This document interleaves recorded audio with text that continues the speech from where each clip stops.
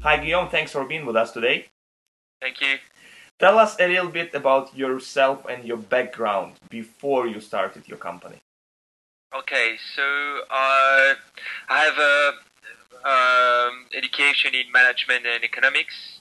So I studied first in Belgium. I had my bachelor degree here. Then I moved in a kind of international school where I studied 3 years in 3 different countries. Management, basically. The first year was in England. Then I moved to Spain, the second year. Then in Paris, the third year. It was kind of really exciting studies in terms of content, of course, but also with all the people I met. So after those 3 years of studying abroad, I worked 3 years in Paris, in Danone, in the marketing department, where I was responsible for the marketing and development for 5 brands of the portfolio. So then, that was 3 really interesting years. I've learned a lot. It was pretty exciting. You know, those big company with a good learning curve. And at the end of those 3 years, I felt like something was missing. I mean, it was a really interesting job, but it's like when you have 2 small shoes. You don't really feel comfortable. You can walk, but you don't feel comfortable. So I don't know if you want me to keep on that story or... That's good. So you come from Belgium yourself. Yeah, I'm Belgium. I grew up here till my 21, so till the end of the bachelor degrees. Then I had a kind of international experience, starting with those studies and the work I had in Paris. And then, as I said, after 3 years in Paris, I decided to move and change my experience. Since I was still able to do it, I was alone. I didn't have a wife or kids, so I decided to change a bit the experience and try to do new things. So I always wanted to work for free, actually, and try to do social work. I didn't have the chance to do it, so there was the right time. Actually, I had already a good background, experience, and I decided to move to Brazil and to take a break. And so I sent a letter to an NGO in Brazil that help micro entrepreneurs to run the business. I mean, they are all low income entrepreneurs that have work in agriculture or they have a small commercial activity. And I sent them my CV saying, okay, guys, I have 6 months now. I want to do a gap year. So do you have work for me? How can I help you? And they told me, of course, you can come. So I went to Curitiba in the south of Brazil and worked for them. It was a really nice organization with good results. So they help entrepreneurs to structure and improve their business.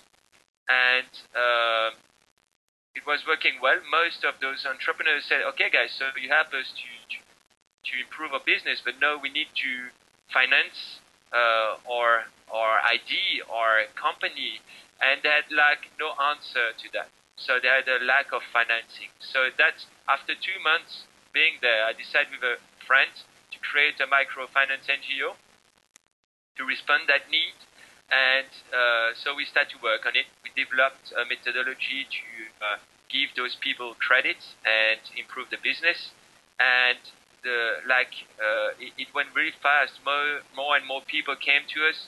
We didn't have enough money to lend them because it was kind of unexpected demand we had. So what we decided to do is to put all those projects online and enable everyone in the world to lend from 10 euros to those entrepreneurs. And we start Impulso, which is a microfinance NGO in Brazil, and we fund more than 300 projects that ways, have more than 10,000 investors around the world, and at the end I stayed 2 years in Brazil because so the idea went well, and it developed a lot. But at the end, I decided then to go back to Belgium because I was not supposed to stay that longer in Brazil. So I moved back to Belgium with the idea of doing exactly the same in Europe. And I came back at the end of 2010 to run a kind of similar company in Belgium. So and you founded MyMicroInvest.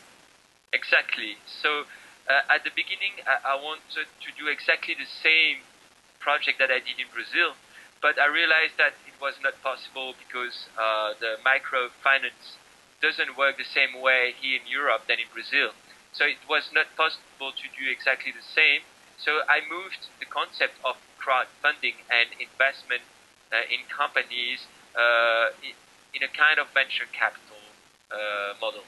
It means that I turned the micro entrepreneurs to startups and SMEs in Europe, and I turned the micro loan to micro investment in companies. And that's how I started to launch MyMicroInvest, which is a venture capital platform that gives people the opportunity to select and invest alongside professional investors, such as business angels or venture capital. So it gives them the opportunity to select and invest from €100 under the same conditions in startups and SMEs in Europe. So basically, MyMicroInvest works exactly like a venture capital fund with the same type of investment, which are seed investment, early stage investment, growth investment, and the same quality of analysis. But we use the techniques of crowdfunding to help us to, with the help of the crowd, to select the best investment opportunities and increase our investment capacities. So let me explain you a bit how it works. Before starting to analyze a company, it takes a lot of time. We have a lot of requests. So we use the collective intelligence, crowdsourcing, to ask the people to tell us what if they like or not the concept, product, or service that offers the companies and that applied for funding. So basically, we just show the concept and ask people, so do you like it? Would you use it? And what is your feedback about this company? It's a kind of market survey that helps us to ensure that the product attractiveness is good, and also that there is a potential for crowdfunding in this business. So once the concept is approved by the crowd, we start the analysis. And so either us or other professional investors start to analyze the business, evaluate the company, see how much is the investment need. Then the professional investor negotiates the terms and conditions of its investment in the company, and he also commits his investment for at least half of the total funding need of the company. An average time to evaluate one sort of project, how long does it take? Actually, we take 1 month to evaluate the concept over the internet to make sure the idea is great.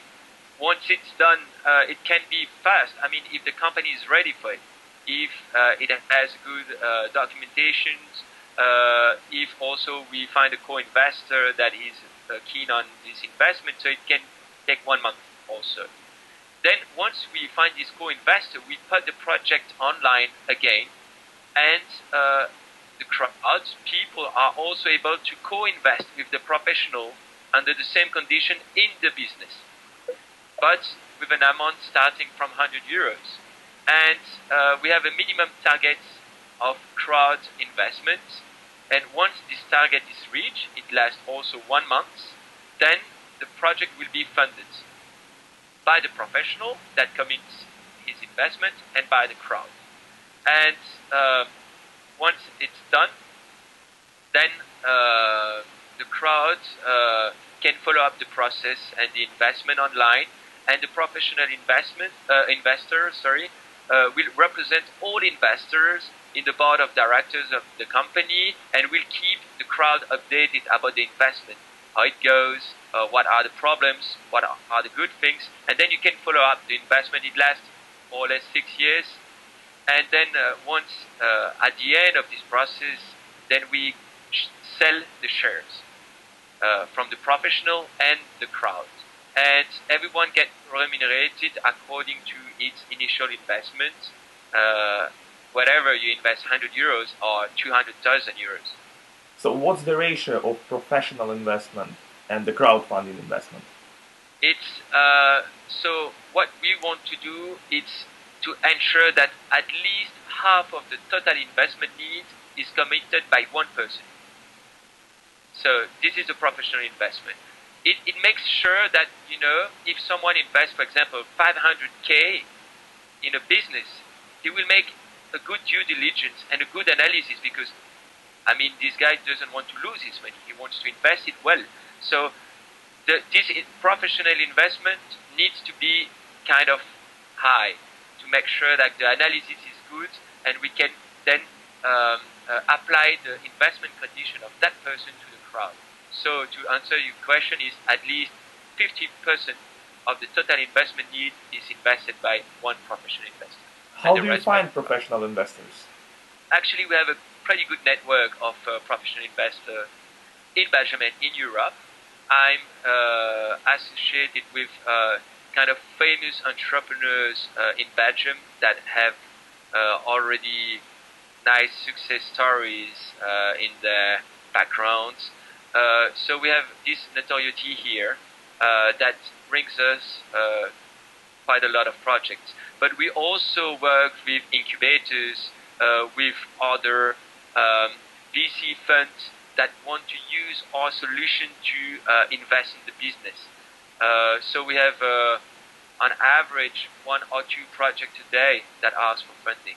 And of course, we cannot fund them all, so they need to go over the selection process. How much money do they normally ask? The investment we do, for now, it's early stage investment. It's about 500k, 600k per investment. Right. And if the target is not reached, what happens later? So the project is not funded. Actually, crowd has the first word and the last word of this process. He has the first word because he decides which project must be analyzed by a professional. But he also has the last word because the project needs to be totally funded by the crowd to be to receive the funds. And what kind of projects? So the last project we fund is 2 houses. It's a platform that helps separated or divorced parents to organize the life of their children between 2 houses. Because we know that it's pretty tough for divorced parents to talk about those topics. So the idea is to make their life easier about expenses, about the agenda, the custody agenda, you know, to organize life between 2 houses. And this platform helps parents to organize all those conversations. They are really basic, really practical, but it helps really those parents to make it automatic and to can focus on their kids and the life and the wellness of the kids instead of fights or small conversation that can be solved with an automatic process. Wow, that's an amazing idea. So how much money they need to kickstart the project? So we invested 680,000 euros in this business, and the crowd invested was like 130k, 130,000 euros in this business, and the rest was committed by a professional investor. So if someone wants to invest in MyMicroInvest, not as a professional but just a user, what does he need to have? Is it sort of registration form to fill? Do you need to prove anything, or you can just invest on spot? Actually, you just need a bank account to be able to send the funds. We also ask you your passport number, name, detailed information, but nothing more. and then you accept the terms and conditions of the investment, and it's done. Once the transaction is received, you own notes, participative note, which is the the kind of share you receive of the company. So it's a simple process that doesn't take long. Yeah, actually it takes 5 minutes. All right. Do you focus on some particular type of projects? Let's say, like Kickstarter, for instance, that focus on sort of design and creative projects, books and movies and stuff, or you sort of general audience oriented? So, when we invest, when we are the professional investor, it's not only us, but when we invest, it must be in companies that try to solve society problems. For example, two houses one is a good example of it. Divorce exists, and it's a society, problem, and so we want, it's a kind of impact investment. But there's no like sector. It doesn't need to be ITC or whatever. This is our main investment criteria. But other funds came to us and with other investment criteria, and they can also use our platform to fund the project. So it can be all kind of projects actually. On your website, I saw different projects from different countries, from United Kingdom, France, Belgium, Israel. Do you focus on Europe or the whole planet? Is there any countries you prefer to take projects from? So for now, it's Europe, of course, because as I told you, it's not just investing in the business. We need to follow up the business and to be there in the board of directors, to coach the entrepreneur to make sure the investment goes well. So either we do it if it's close, like 500 kilometers away from Brussels, or if we have, for example, a professional investor which is in Israel and that will co-invest in the business, that will be the guy that will follow up the investment. So it can also be in Israel or Germany, England, Scotland, whatever. MyMicroInvest, what's the interest of yours here? Do you take a commission from each project? Do you take something else? Yeah, actually, our fees are exactly the same one than any other venture capital fund. We take a management fee of 2% per year during 6 years on the investment that you make. For example, if you invest 100 euros, it's exactly the same cost than the professional investor that will invest 500,000 euros. But we take 2% of this amount each year. Then at the sale of the share, at the end, we take also a performance fee. And we take a commission on the profit generated as long as the investment exceed a minimum internal rate of return, which is 10%. So we consider that we will take this performance fee only if your investment is like the profit generated by your investment is up to 10% per year. And then on this amount, we take 20% and 80% goes back to you. Great. Was it hard to design this financial scheme in terms of the idea and the way to apply it? Yeah, extremely hard, because actually there was a major issue we had, because when you raise funds over the public and you invest in a company, this activity is extremely regulated. Not everyone can say, okay, people, give me your money, I will invest it in a company. They are like, we had to deal with the financial authorities in Belgium to make sure our process is good and preserve the individual interest.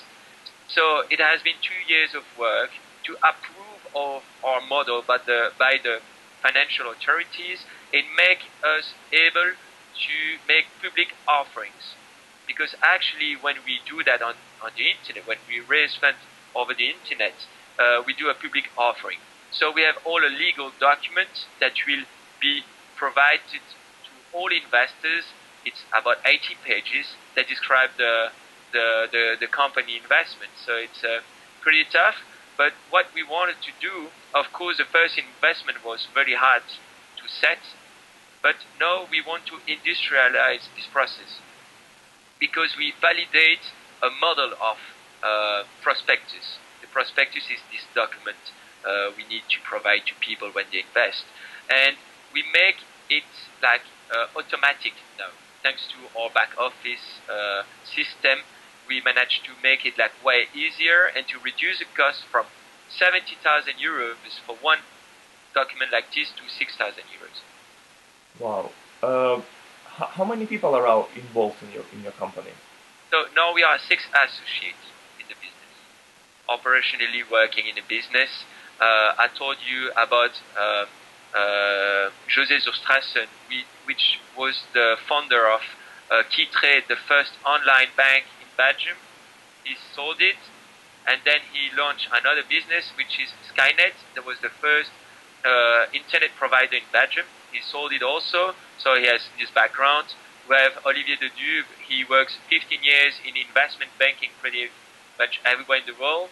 Charles-Albert Dradziski, who has a legal education and works more on the legal aspect of the investment, but also the following of all investment we do. You have also in the team Roland Nobels, which has also a huge entrepreneurship background, same kind of José. You have myself, and we have also other investors, but in the operational team, that's how we are. And we are also having new analysts working in the team, business analysts. Now, what's your personal role?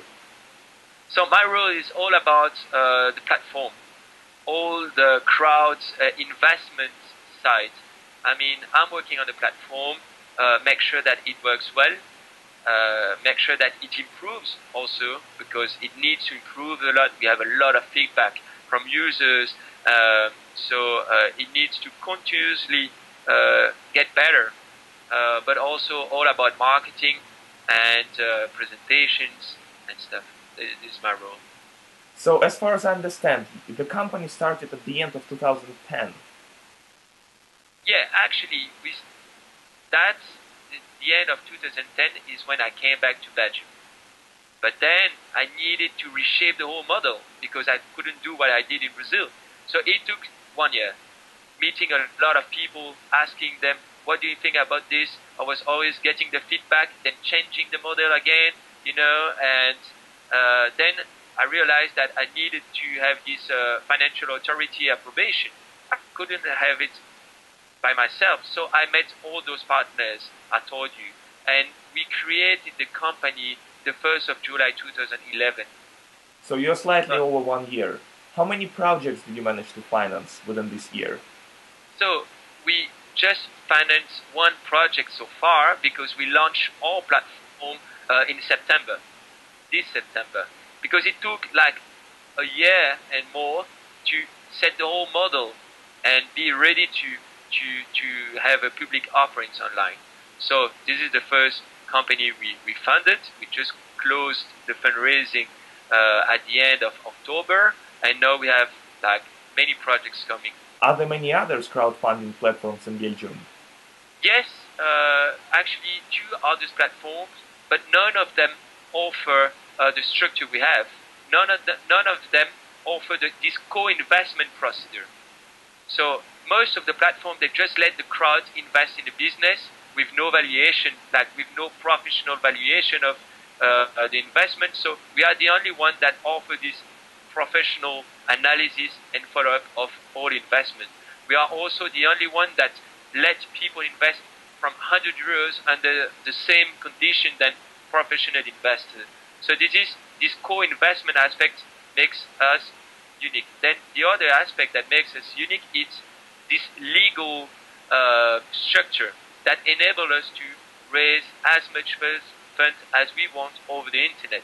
All the other platforms are limited to 100,000 euros per project, and also it involves for those platforms a lot of, I would say, problems for the entrepreneur, because there's a big limitation for the entrepreneur that will fund its business over those platforms to raise more funds afterwards.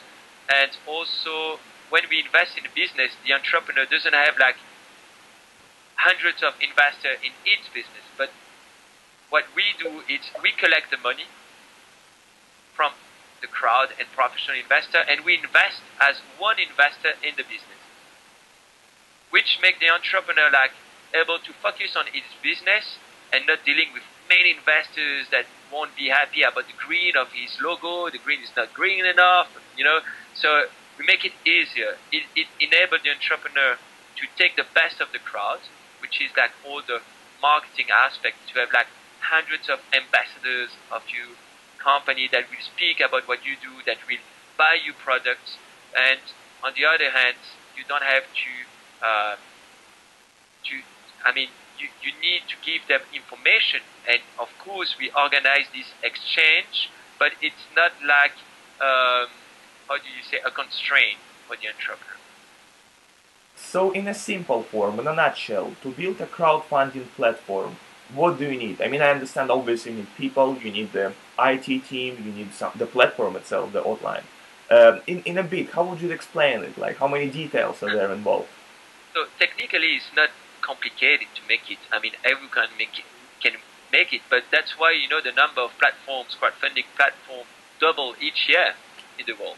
It's like amazing when you look at the numbers. It's growing so fast, you know. But I think it's a problem because most of the people that launch crowdfunding platform, they are not investors. They are just IT guys. And at the end, what counts is the quality of the investment you offer, because then it can work. Of course, you can create a platform, put project online, but if they are not good, you won't survive in the long term. You need to offer like really quality investment to have this success that will make you like credible and relevant in the future. So technically, everyone can make it. Legally, it's really hard to make it the way we did.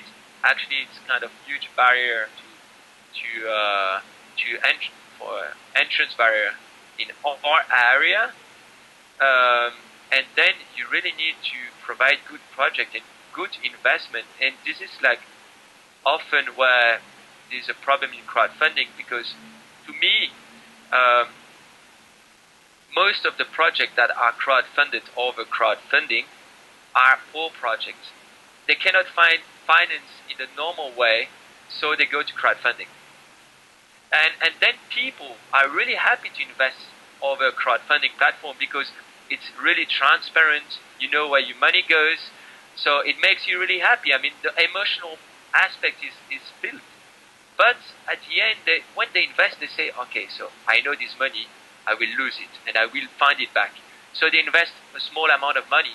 They invest like just 100 euros or 50 euros. But our investment average is over 1,000 euros per crowd investor, even if the minimum investment is 100 euros. So you need to have a good quality investment to increase the volume of the crowd investment. And this is a really important thing that people used to forget about. So what's the next step right now for MyCroInvest? So we want to extend, of course. We proved our model. We know it works. Now we want to go really European. We want to increase the number of projects we are funding, increase the type of project we are funding. So of course now we are doing early stage investment. We want to do also seed investment, so smaller project, but also bigger projects. And we really want to be an alternative to the stock exchange. For example, all companies that can go to the stock exchange, but they don't want to do it because it's really, there's a lot of constraints when you go to stock exchange, and you need to be really big to go to stock exchange, to have good liquidity and like to evaluate your stock. So what we want to do is also offer like big SMEs to get funded over crowdfunding and to then increase the volume of investment of our platform. This is one point, but also we would like to do other kind of investment with other platforms. We have MyMicroInvest today, but we can have MyMicro supports tomorrow just for donation, you know, and to leverage our assets or platform to extend the kind of crowdfunding platform we can make in the future. So speaking about the future, you believe that the number of this platform, crowdfunding platform, gonna grow, and will they grow because technology allows these things, or because there is a market for it as well? Both. Actually, of course, no technologies enable people to invest in companies. You have YouTube, so you can have a great video of the entrepreneur like you do. The online payment are so easy. You know, you can make it. So, no, the technology, the revolution in technologies, and the revolution also in the minds of people. People are aware about all the problems. You know, they know that they can have their place into this economic environment. I mean, there are countries that the financial system is weak, and they want to change it. So crowdfunding enables them to take their role and to invest straight in the business they want to invest in. You know, so I think it has a huge potential of growth still, but I think there is a kind of bubble now. A lot of crowdfunding platforms are coming up, but I think in 3 years or 4 years, only a few of them will go on, and the ones that will go on are the ones that will provide the good projects. So it's the survival of the fittest in a way. Sorry? Survival of the fittest. You know, the one who is the best is gonna survive only. Yeah, I think, you know, because it's easy to offer investment. I mean, everyone can do it. You know, you can offer an investment, but who can really offer like good investment? We will know it in 4 years. Right. How expensive was the whole process? You know, from the idea inception to launching a product. Well, in terms of money, let's say figures. It costs us around 60,000 euros to have a great crowdfunding platform. Of course, now we have 2 developers in the team, so it's getting better every day. But we need to pay those people, so it's still like an investment that we are doing. In terms of legal aspect, it costs about like more than 100,000 euros to make it. And then you don't count the salaries. This is like the biggest cost, of course. And at the beginning, of course, I work for free, so you don't count it. It's like all the time you can spend on it, you do it. But then when you want to have a good structure and make the offer we are doing, you need to pay business analyst, you need to pay IT guys, you need to pay in marketing, you need to establish partnership, and all this costs a lot of money. So yeah, of course, it's not for free. I mean, you need to find investor for yourself also. I mean, if you like say entrepreneurs, I will find funds for you. You need to be able to find funds for you too. I mean, so we just made a 1 million euros increase of capital recently, and we have enough money to achieve our objective, I think. So you have investors, or you bootstrapped?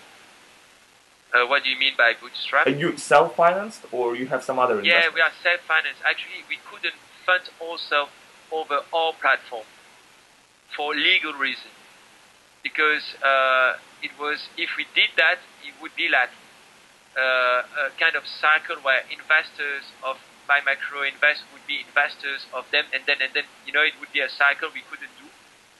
So we found like about 10 investors to fund MyMicroInvest. For those people who are watching us right now, they might think that, you know, I will need investor, but I'm not sure how I should pitch investor, I'm not sure how I should explain my idea, deliver my message. What your advice would be, you know, on finding investors and attracting them to your project? Okay. So first, it would be to set the business concept and the business model you have, to be really clear of it. It takes a lot of time. It took me 1 year to explain what the idea was. And at the end of this year, I had 10 slides. So could you imagine working 1 year for 10 slides? It could be really like, how do you say, frustrating, but it's really needed. You need, when you work alone, to meet a lot of people, because it boosts you every day. When you have, okay, I have a meeting in 2 days, I need to present my idea. Then you will see the guy. He will say, this is good, this is not good. Then you have to work on it. You work on the point you need to improve. Then you see another guy. And then he will do that again, again, again. And from the presentation V1 of the first day, you know, you always name your presentation like MyMicroInvest V1. I was like to MyMicroInvest V72, you know, after 1 year. It's like, so first, speak to a lot of people to set your business idea, your business model. Once it's done, you go and see investors, not before. Otherwise, you will lose your credibility.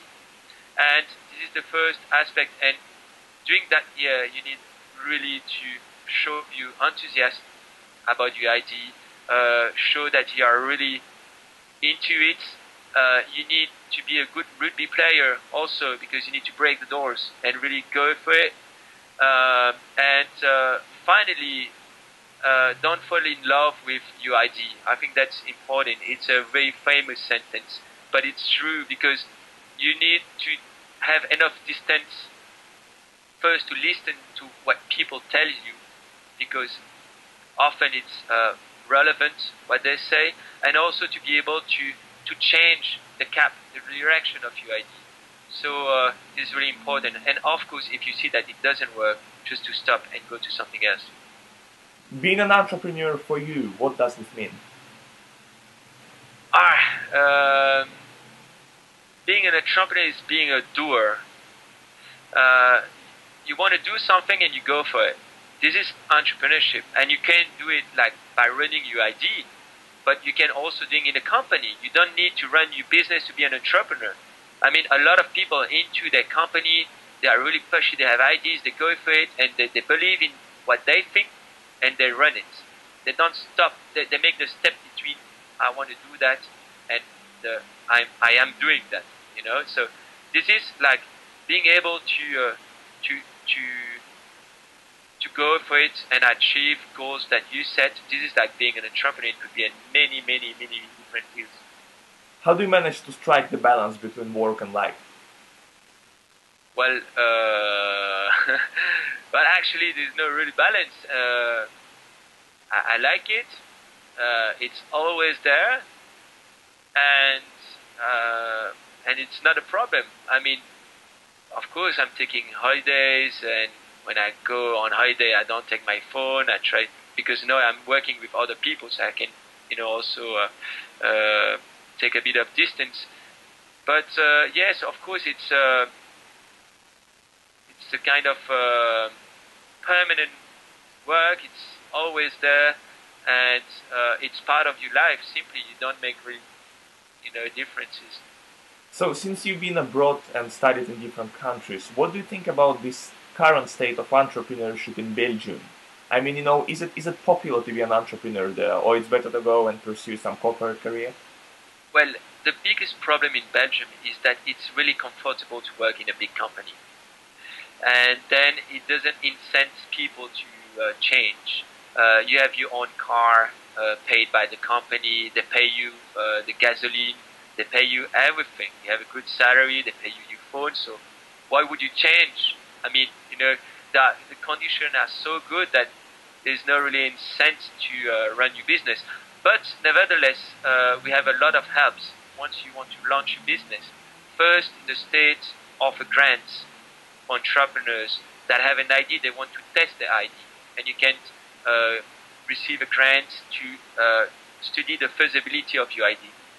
And it's the really first help, it's about 10,000 euros, but you can have it. And then it's a good incentive, it covers the cost you can have when you run your idea.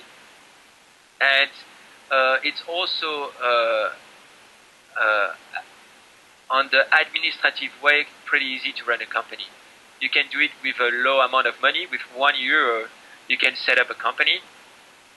Of course, you will have to pay the legal tax and stuff, but it's still €1 to capitalize your company. So it is pretty easy, but of course, people are so, the quality of life is so good that people don't really take the risk of doing something else. But if you do it, it's okay. I mean, we still have enough help to run an ID here in Belgium. Do you have any favorite entrepreneur? Who? I mean, a favorite entrepreneur I have, but I know him pretty well, and I won't name him, but it's in Brazil. You know, when I went to Brazil, the guy that founded this NGO when I arrived there was pretty impressed by this guy, the charisma, and you know the way he was doing things. He was like younger than me actually, and I don't know about other entrepreneurs. You know, of course I can say Steve Jobs and stuff, but I don't really know the story. I'm impressed by all the people that are really pushy about their idea and do whatever they can to make it real. And that those are the entrepreneurs I know. You know, the story I know. I don't know about the others. Maybe you have a favorite book on entrepreneurship that you could recommend to read to understand how the process goes. I am really sorry, you know, because I have a poor culture. I'm not reading that much, and I don't know about it neither. I mean, you know, maybe like I learned my best experience about entrepreneurship I had was at school when I moved in those three countries. I was studying with a Polish guy, and he had an extremely, well, life was not easy for him. You know, he grew up in the communism environment, but this guy was super smart. I mean, he was the smartest guy of all class, and he always wanted to understand things and asking a lot of questions. Was able to work for 23 hours, you know, to make it work. And actually, this example was kind of really how do you say? But it shows me like how is it to go for an idea and to have this strength to go for what. Just forget this example because I don't know how to explain it. But no, sure, I understand. It's a personal, someone who you used to know that inspired you. Yeah, it's through the people behavior that I learn entrepreneurship, and they are not specifically entrepreneurs, but because of the story, and you know, you learn more from people than from books, I think, and that's over all those persons I met and I worked with. That I took a bit of this person, a bit of this person. And then it teaches me a lot, and I try to apply this to my way to work. Before the final part, the last question. If we speak about the future, the next 15, 20 years, 25 years, in which areas of economy would be produced new fortunes, you know, new companies will be built? In which particular areas? Well, it depends where about you are speaking. I mean, in Europe? Everywhere in the world, general trend from your perspective. I cannot say about trends. I can say about countries and the needs that the countries will have. For example, in emerging countries, not the same than in Europe. I'm convinced that, of course, if you want to run a company in Europe, you need to be high tech, high value, adding company and high tech, green tech, whatever. But for example, when you speak about Brazil, you know that the needs that they will have in 5 or 10 years are the needs we have now. If you speak about fair trade, for example, you know, it's not developed yet in Brazil, but they all will need it once the quality of life will rise.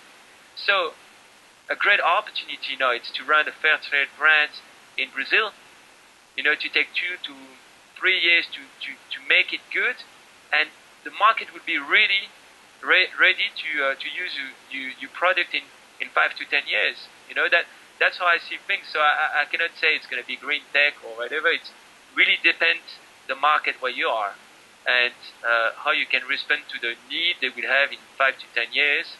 And since countries do not evaluate the same speed, Europe is a bit here, emerging countries are here. So you know that the need that we have here are the solution we already have today here in Europe. So to me, it's applying our solution we have in Europe, put them in emerging countries, and you just wait for the market. That's a great strategy. So the final part of our program, we call it table tennis set of questions. We ask you simple questions with several options as an answers, and you pick up one. Steve Jobs or Bill Gates? Job. iPhone, BlackBerry or HTC? iPhone. Tea or coffee? Coffee. Going to a party or staying home?